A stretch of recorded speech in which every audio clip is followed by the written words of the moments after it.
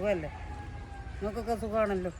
പിന്നെ അത് കഴിഞ്ഞ് ഒരുത്തി കണ്ടില്ലേ, ബസ്സേ കയറിയച്ചേ ഒന്ന് മുട്ടി തട്ടിയെന്നും പറഞ്ഞുകൊണ്ട് ആ പാവം പിടിച്ച ആ മനുഷ്യൻ, എൻ്റെ ദീപക്കെന്ന് പറയുന്ന മനുഷ്യൻ ആത്മഹത്യ ചെയ്ത് കണ്ടില്ലേ.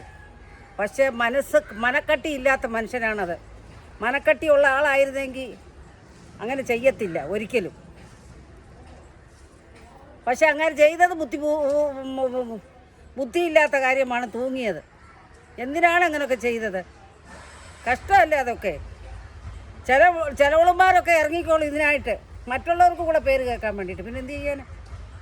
ധൈര്യം ഇല്ലാത്ത കൊണ്ടാണ് ആ ദീപക്കെന്ന് പറയുന്ന മനുഷ്യൻ, 38 വയസ്സേ ഉള്ളൂ, കൊച്ചു ചെറുപ്പക്കാരൻ, അവൻ തൂങ്ങിയത്. അവള് തടി പോലെ അവിടെ ബസ്സിനകത്ത് നിൽക്കുന്ന കണ്ടില്ലേ? തടി പോലെ അവൾ നിൽക്കുന്നു, അങ്ങോട്ടും ഇല്ല ഇങ്ങോട്ടും ഇല്ലാത്ത രീതിയിൽ. ബസ്സേ കയറിയെങ്കിൽ തെള്ളു വരും, തട്ടുകയും മുട്ടുകയും കൊള്ളുകയും ഒക്കെ ചെയ്യും. അത് നമ്മളൊഴിഞ്ഞ് മാറണം, അതാണ് ചെയ്യേണ്ടത്. കുറേ എണ്ണ ഇങ്ങനെ ഒരുമ്പിട്ട് ഇറങ്ങി വെച്ചാൽ പിന്നെ മറ്റുള്ളവർക്ക് കൂടെ വലിയ പ്രശ്നങ്ങളാണ്. എന്ത് ചെയ്യാനാണ് എൻ്റെ പൊന്നു മക്കളെ? നമുക്ക് വലിയ സങ്കടമുണ്ട്. എന്ത് ചെയ്യാൻ? ഞാൻ ഇന്നലെ ഒരു വീഡിയോ തനിയെ എടുത്തിട്ടതാണ്, പക്ഷേ അത് ക്ലിയർ ആയില്ല, എന്നെ കാണിക്കാതാണ് ഞാൻ അതങ്ങനെ ഇട്ടത്. ഇപ്പോൾ അതിന് വലിയ സങ്കടമുണ്ട്.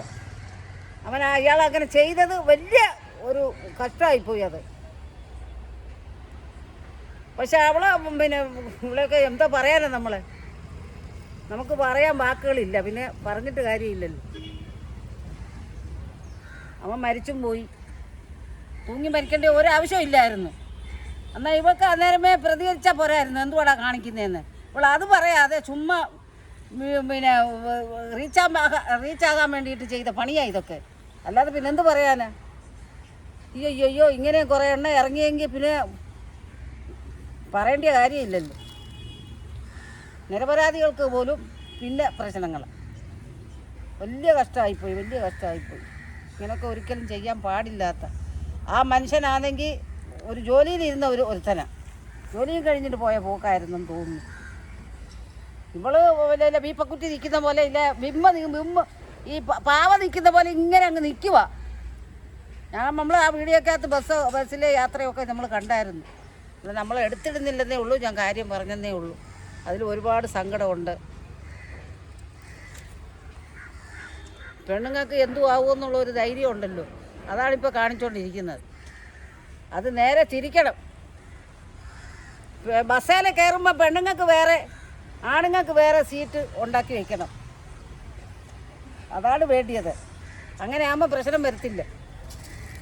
പെണ്ണുങ്ങൾക്ക് മുമ്പിലും ആണുങ്ങൾക്ക് പിറകിലുമായിട്ട് സീറ്റ് ഒപ്പിച്ചിട്ട് കഴിഞ്ഞാൽ കുറേയൊക്കെ നിയന്ത്രിക്കാൻ പറ്റും. ഓക്കെ, നിർത്തുന്നു മക്കളെ.